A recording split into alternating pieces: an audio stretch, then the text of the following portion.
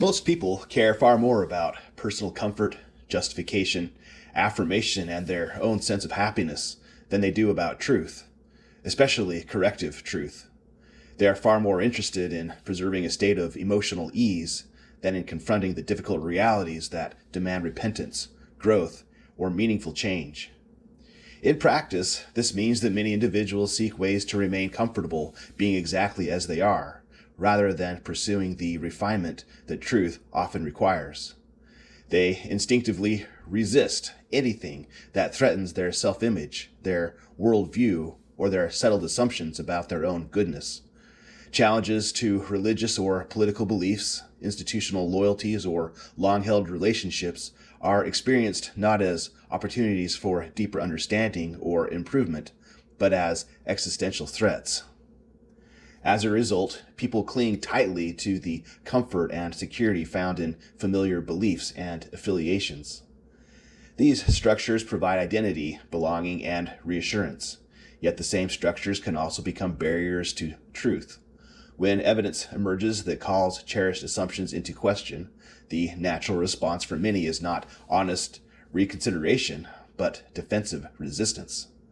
The possibility of being wrong, especially about matters tied to identity and morality, is simply too painful to entertain.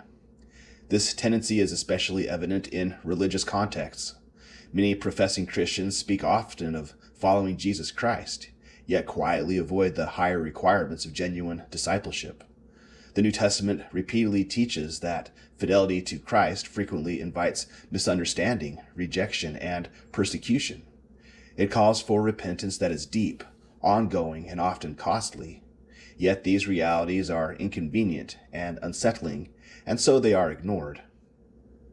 Consequently, difficult truths are often ignored or minimalized. Evidence that challenges prevailing interpretations or institutional narratives is dismissed.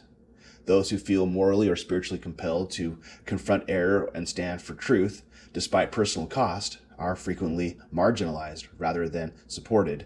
Comfort is preserved, truth is sacrificed. At its core, this pattern reflects fear of loss, fear of disruption, fear of social or emotional discomfort. It is easier to maintain the illusion of righteousness than to endure the painful but necessary process of transformation.